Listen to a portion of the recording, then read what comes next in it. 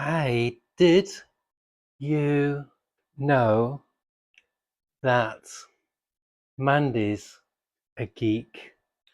Hi, so I posted a short not a few hours ago saying I was going to do a video soon of this trade paperback collection, Bone Parish by Cullen Bunn and Jonas Scharf from Boom Publications. I'm doing a video now. I started this book about, 4 hours ago, something like that. I finished it. It's so good. It's amazing. A few years back, about 2 or 3 years ago, Cullen Bunn and Jonas Scarf, I think I can't pronounce his name. They did a 12-issue series for Boom called Basilisk, which I adored. It was really, really good.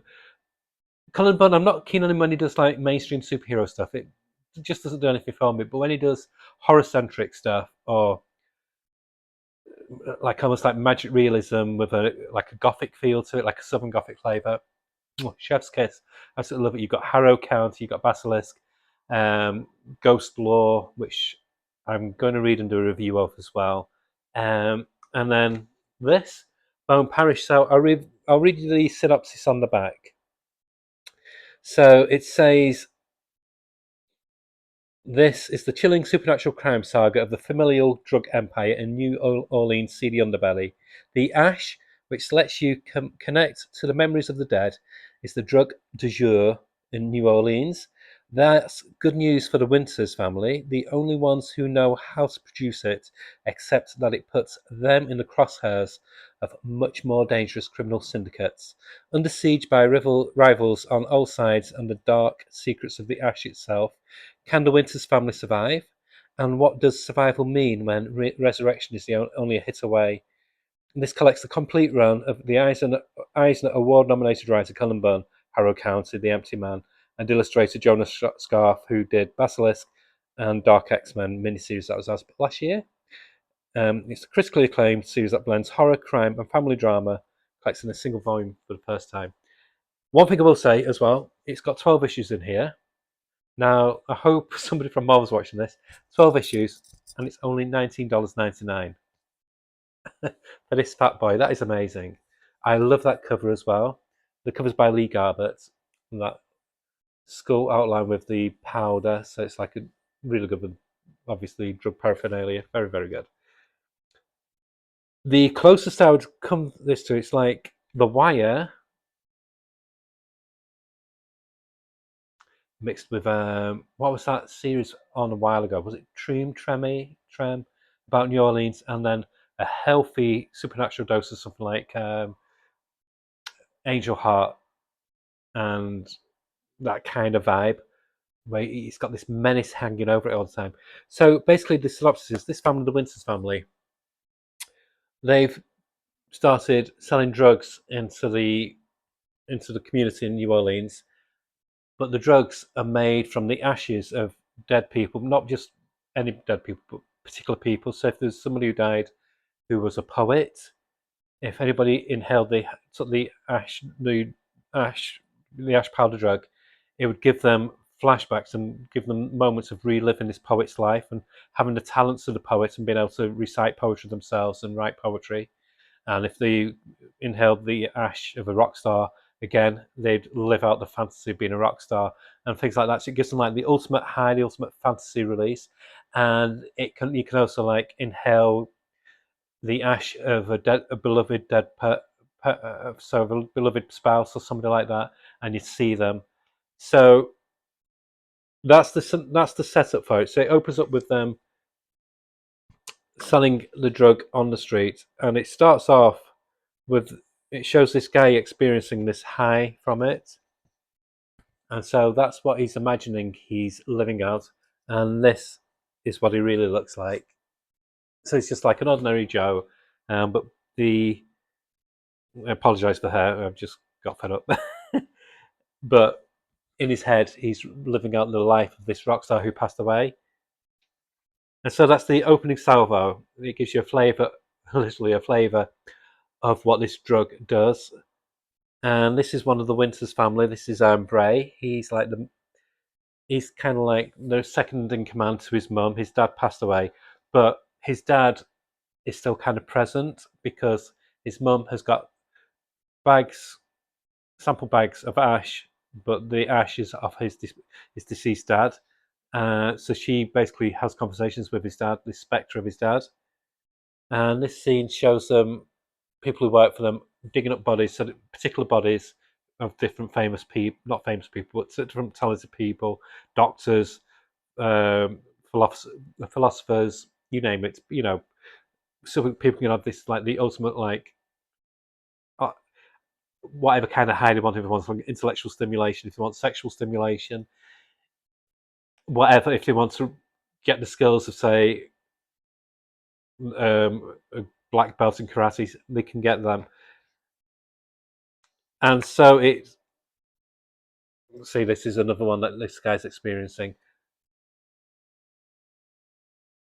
but it turns bad. This one turns bad. I won't show you because I was going to say I'll get demonetized. I'll show you because I won't get demonetized because I'm not got any money. But it's quite graphic in places. But the dialogue is so clever and so. It's one of the best things I've read this year. It captures your attention from the first page, which is hard to do and to keep your attention for a whole 12 issues.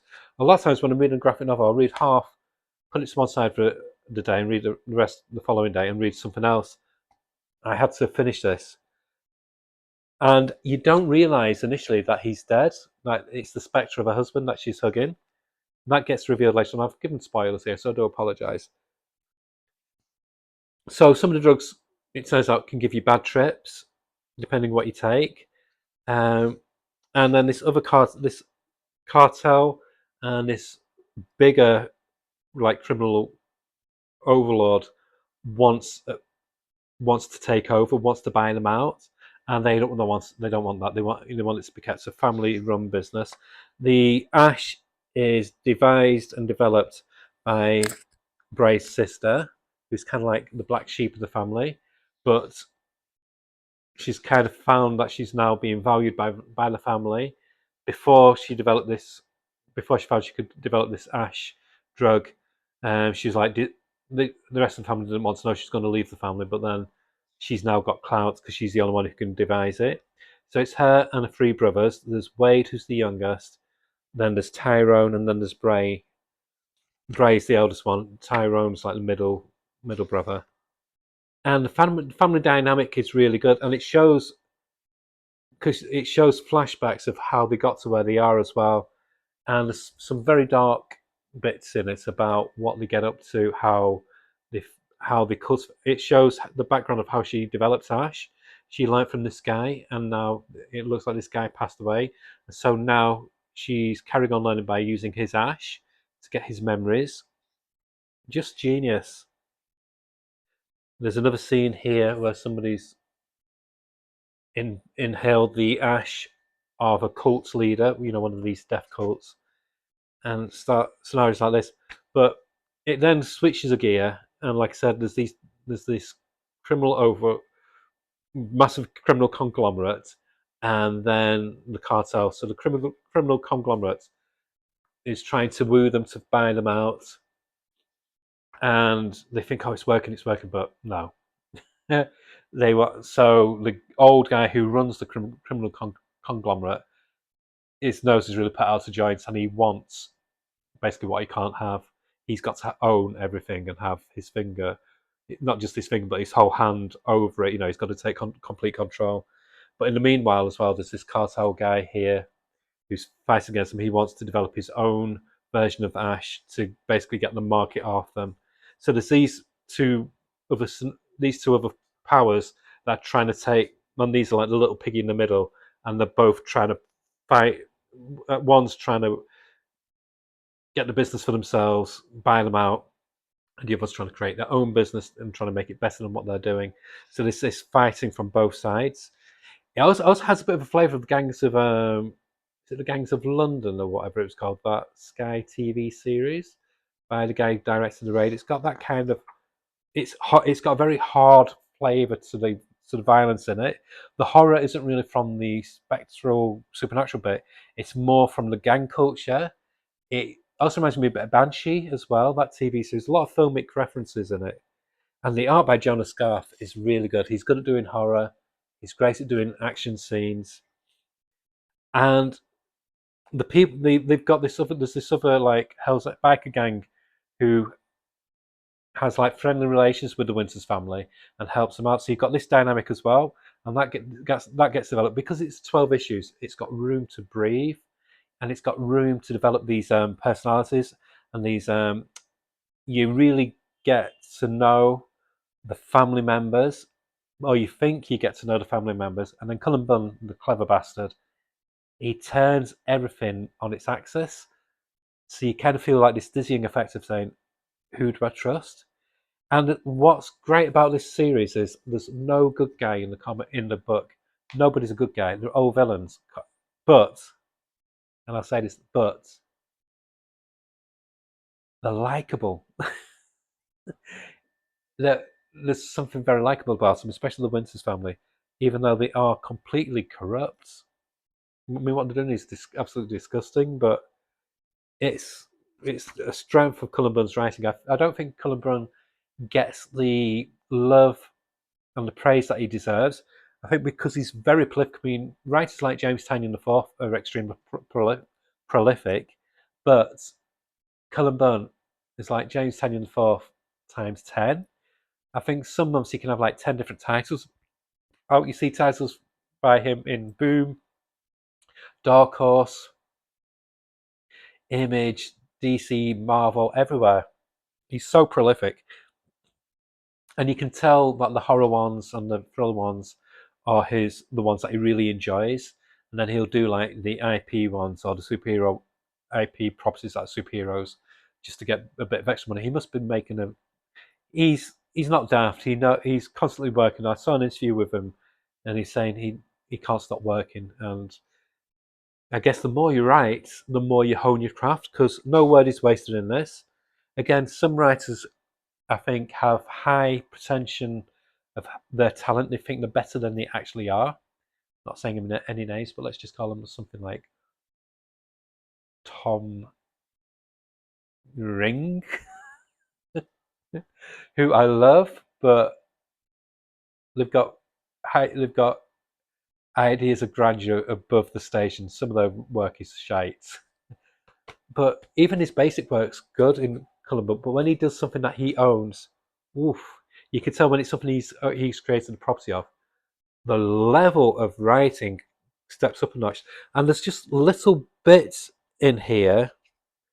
Um, I should have put markers in. I've literally just finished it about 10 minutes ago. It's just little aspects like the infighting with the families. There's imagery which is so chilling. So this guy uses the contraband ash, the fake ash, and the ghost manifests physically in the bodies. So it distorts your body and tries to escape your body. So there's a lot of body horror in it as well. But where was I looking?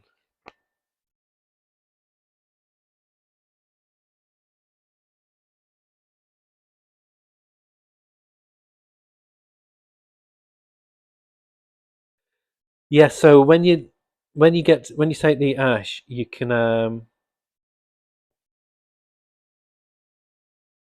when you take the ash, you can get the skills. So maybe there's a fight scenario, and Bray and I think he's with his brother, one of his brothers. They're getting attacked by I think it's the cartel. And so Bray takes some ash, and he takes the ash of a dead mercenary. So he suddenly gets these brilliant fighting skills, and he basically decimates the cartel that are attacking them. So he kills about 10 people in like a matter of a minute, and it's just very clever how to do it because it shows the real life of Bray in the scenario, and it shows what the dead person was doing at the time. So it shows the skills reflecting and very very clever. But it's this bit. There's little bits that some writers and some comics wouldn't focus on the small bits like this. So she's basically trying something new with her brother, trying to get some more information. So she's injects him and it goes bad. So she has to inject him again. And this guy who's one of the bikers who works for them, she's shaken, and it's just this little small thing. He holds her hand and just guides her gently so she can inject him without going in, going bad. The injection going bad. It's the small detail like that that some writers, some comics would overlook. They wouldn't think was necessary, but that whole page just encapsulates how he's kind of like from very different backgrounds. Like I said, he's from a biker gang, but they respect each other and they've got like this kind of like a familiar bond, even though they're not family. There is, they've worked. His biker gang have worked with her dad and her family for quite a while.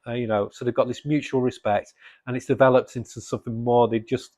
It's not. They don't need to verbalize it. They can just see when each other needs help, and they've got each other's back. So it's stuff like that that just really makes the comic that little bit extra, a little bit more special. And then there's some really trippy elements when it shows the hallucinations and the imagery what the ash conjures up like here.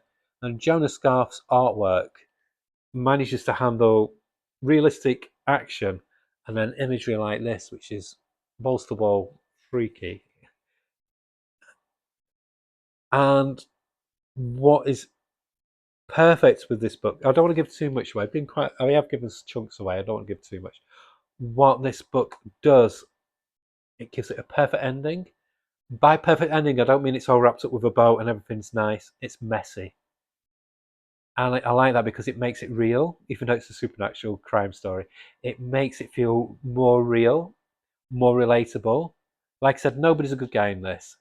And so you can get affection for the people, but because none of them are doing anything for honourable means, um, that they're all basically fucked, whatever the outcome.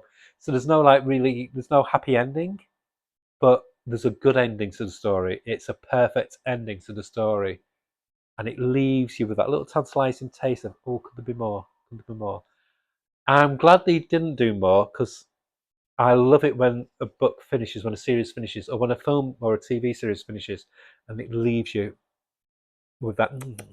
You just have that. It's like you've had a really good meal and you're still savouring it, and you just want to have that meal again. It's done its job when it's like that. I would give this book, honestly, I'd give this series a 10 out of 10. I didn't know about it. I knew about Basilisk. I was just looking to see, but then I think I don't know, I read something about them mentioning Bone Parish. That was another work by the team who did Basilisk. Oh, I'll check that out. And then I saw this was in this chunky book. Oh, I'll try it. And I'm so glad. So I want to bring this to wider attention, even though I've only got 876 followers. But hey, that's 876 people who might not have heard about it before. And it is a true hidden gem. I had a whistle then. A true hidden gem, which come out in this affordable, chunky format that collects all of it. It's complete. Artwork's gorgeous. The paper quality is really good. It's a really, really satisfying read. There's no boring bits. It just flows. Like I said, I couldn't stop reading it. I had plans tonight. I had plans to do different things tonight, and this took over my life. That's the sign of a good book. And yeah, 10 out of 10. It's a perfect blend of crime, mystery, and supernatural, and it hits the sweet spot on all those areas. Yeah, really, really top rated read. Um, if you want to join my Discord as well, not this week, not next weekend, the weekend after, um, we'll be talking about this in my Discord book club. So if you do want to buy it, you can get it from Jeff Bezos' site. I got it from a local comic shop. Like I said, it's only $19.99. So even without a discount, it's very reasonable for what you get. There's 300 pages. Yeah, one of the best reads I've read this year, quite honestly. I'm so pleased I found this gem. I had no clue. I went into it completely blind. I just went off the talent that was on it, and it paid dividends. So, comes with my highest seal of recommendation.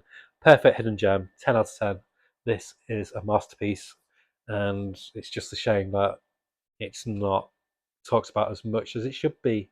This should be up there with like Last House on, not Last House, Nice House by the Lake and stuff like that. It's better.